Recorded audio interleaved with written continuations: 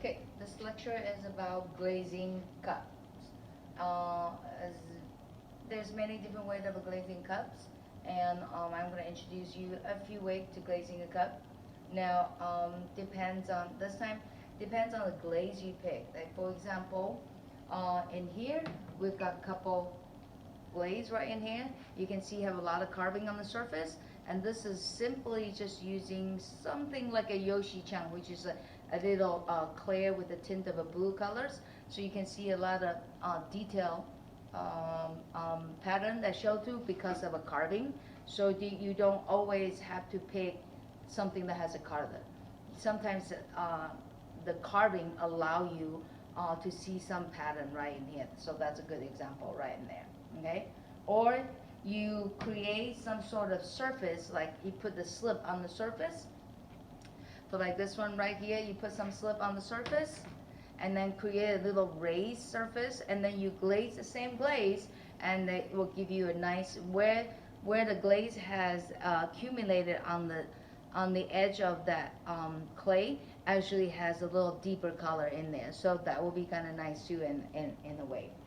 Now, another way of a glazing, you can always leave the empty spot. This is one of our old students right in here. He did this. So this is a Ventura white. Basically, she waxed the whole thing. No, she did not wax. She just dipped the surface, like dip halfway and turn halfway and leave this bare. And I believe this is maybe be mixed with sand. And then they put underglaze right in here. So that's quite nice too. So I believe she glazed inside first and then dip it outside. Okay? So I'm going to show you a few ways of a glazing. This one basically just a slip without any glaze, just wipe it off. Okay? So you notice the bottom of a glaze, bottom of a cup never have a glaze. Okay? Never have a glaze. Even though it's on the foot, on the edge of a foot, but still very little glaze on the top.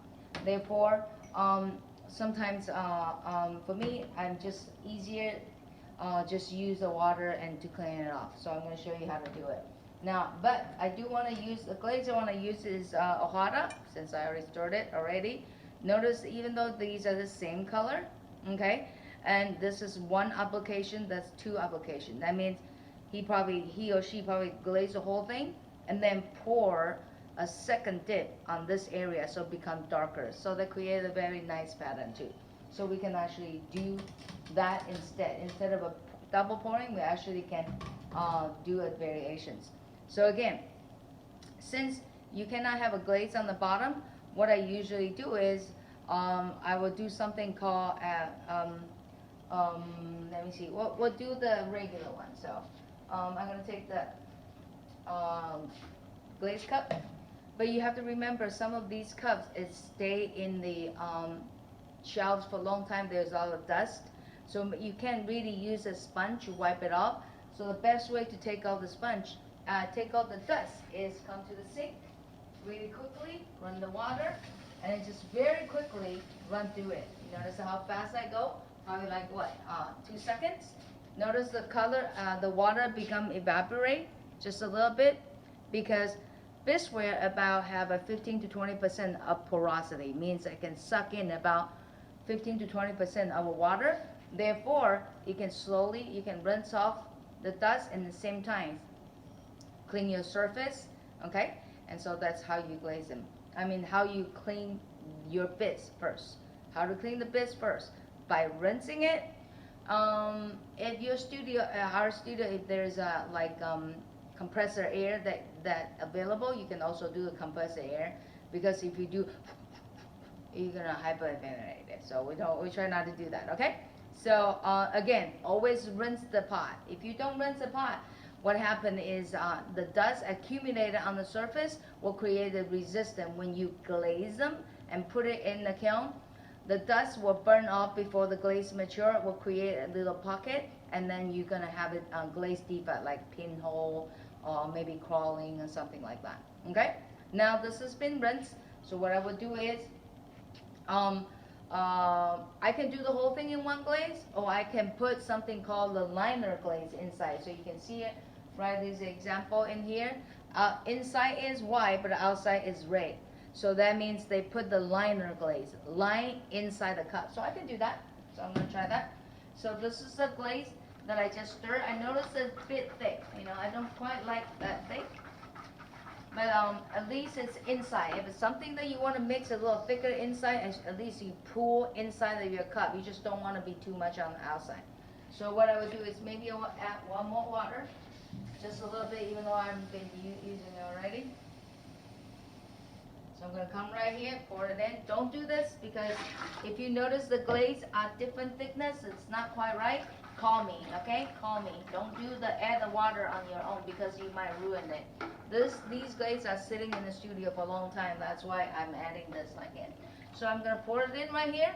So I'm going to go in and I'm going to count 1, 2, 3, 4, 5, 6, 7. I'm going to pour them out. Okay. So that will be a 1 coat right there. So I think this is probably a very good coat. If you can see the splashing right here, sometimes the splashing is kind of cool, so you can over that's called mixing the glaze. You can't really take 1 tablespoon of this and 1 tablespoon of this, put them together, no. But you can put on top of it. Like for example, again, the red coat is outside and then inside is white, and so in between right here, that little runniness is called eutectic. Like for example, right here the same way. Bottom glaze is auto crystal blue, top is, I believe it's K9, so it runs a little bit, so that's called eutectic. Okay? Now, if we really anal about this splashing right here, you don't want them to look kind of funky looking. I actually kind of like that. So instead of a second coat to put on that, maybe what I would do is I'm going to take a little wax, okay? Wax is a water resistance, but the wax only will burn up about 500 or 600 Fahrenheit. So wax is not going to protect you, but it will protect my glaze right here if I put a second coat, because I'm planning to put on the second coat. So I want this white interacting with my second coat that I'm going to put it on. So to keeping this, I simply just come in here and then brush, you know, keep that wax on there. It's like, yeah, I like that right here. Okay, like that. So you can see right now, the wax is on top of your first glaze. So let's see what will happen. So right now you can see the glaze is kind of wet, so you don't really want to put the glaze in right away, because wax, you need to make sure the wax is dry. The wax is not dry, it will not resist well. Okay, so I'm gonna wait a little while to wait for the glaze to wax to dry before I dip the second coat. While I'm waiting, I want to show you something. We're gonna do something about lidded dry glazing, but you can also do something like this. Basically, I just take a little, what is it called?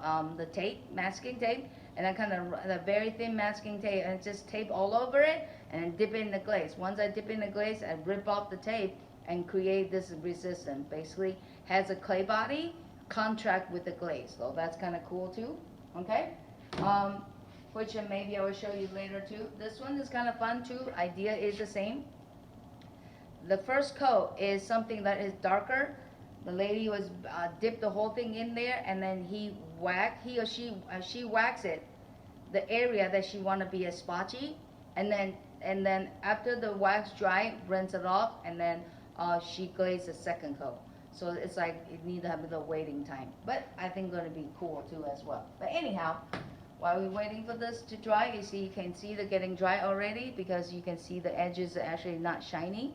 Okay, so you don't want to use a blow dryer, because blow dryers are hot. You're gonna make them melt it even more, so you don't want to do that. Okay, but okay. So now I'm gonna take a second glaze. So what I will do is I'm gonna come right here using this tomoku that I just stirred earlier. Make sure to stir well.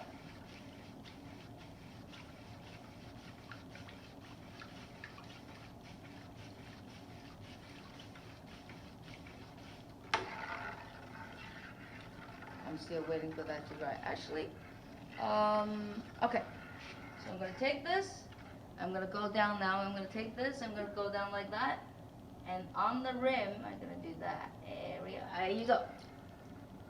So you can see the resistance right there. That's where the wax covered the first first layer of a glaze, and then that's gonna be somewhat kind of cool. And you can wipe them off just by touching it, but I thought it was kind of cool, so I'm gonna do it again and make sure they don't wipe off. So I'm gonna do that again one more time. I'm gonna let them dry because I went down about 2 seconds, so 2 or 3 seconds. So don't. Now the glaze is accumulated. I'm gonna go down one more time. Okay, 1, 2, 3. There you go. I actually did a little too far, and some of my outside glaze actually went in. So I'm gonna let them dry it out like that. So I'm gonna hold it upside down, let them dry. It's because now the water evaporated. If you put it like this, the water glaze particles just keep coming down. So you want to make sure you hold it upside down a little bit and let them dry like that. Okay. And then notice it's hard to dry because I can see the wetness right in here. See the wetness? That means your biscuit is in the maximum of absorption already. They will not absorb any of the water. That's why it takes a little longer to dry. Will they dry eventually? Yes, but it will take a little longer to dry. And notice the bottom actually have a glaze. Okay, that I said it before. You cannot have a glaze on the bottom. Okay, bottom need to be clear. So, but you notice actually have a lot of glaze on the bottom. Okay, so if you have your pot, so same thing as this. So what happened is I'm gonna go ahead and wipe this off. Instead of wiping it off, and I have to like very careful to wipe it. So what I can do is I either take a little sponge right here and just runs it like this. You can see, perfect, right there, as close so you can see that here. So I'm gonna do that again, gently, gently, and here's I clean the pots. So right there, I'm gonna leave it. I thought it's kind of cool. Okay, so that's what it would do right here. That's how you glaze a cup. Sometimes you're missing some spot. You can kind of patch it a little bit, or make sure it's dry before you touch it because you would remove some of the glaze. Maybe what I can do is I can rim the top. Means on top right here, I can rim it with the different glaze. So I'm gonna go back to here, rim it with the white. So hopefully it will come out different variations. So again, I'm gonna come here and just very lightly, I'll make sure you stir. Okay. And I'm gonna let them see what will happen. Oops, I did a little too much, but hey, what the heck? Okay, right here. So then once you're done, you put it in the kiln, you're ready for firing. Yes? Okay, bottom is clean. Make sure the glaze all, and then am I gonna know what does it look like? No, not really. That's the fun part of it. You need to let the kiln do its things, and then you do the maximum of a creation and let the kiln do its things for you, okay? So this is how you glaze a cup. Another way to glaze a cup is called a pop glaze. Here's the one I already cleaned up two already. The pop glaze basically is using the suction. So what I'm going to do is I'm going to push this glaze down there really quick. I'm going to come out and then tilt it a little bit. Allow that suction of a glaze kind of go inside to glaze them. So I don't have to do it like earlier. Glaze inside first, line it with the liner glaze, and then glaze the outside first. So that's more like an advanced move. If you want to try it, it's really fun. Okay, so I'm going to hold on to this. Make sure the glaze is stirred well. Okay, so I'm going to take this out so you can see it easily. So do not move any glaze right now, just leave it where it be, okay? So I'm going to take this right here, if you can see it down here, I'm going to, this is called pop the glaze, okay? Popping the glaze. So I'm going to come down really quick. I'm going to do it like this one more time.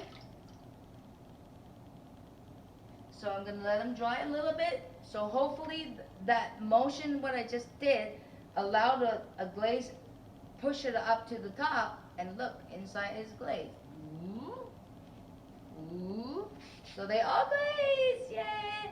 And I mean, can you do it one more line? Yeah, you can, but I think it's kind of cool because this is a clay body, is a dark brown, so I'm gonna see what it look like, okay? If you ever wanna mixed with different glaze. Again, do not take 1 cup of this and 1 cup of that put together. You can apply on top of it, just like I did right here. Okay.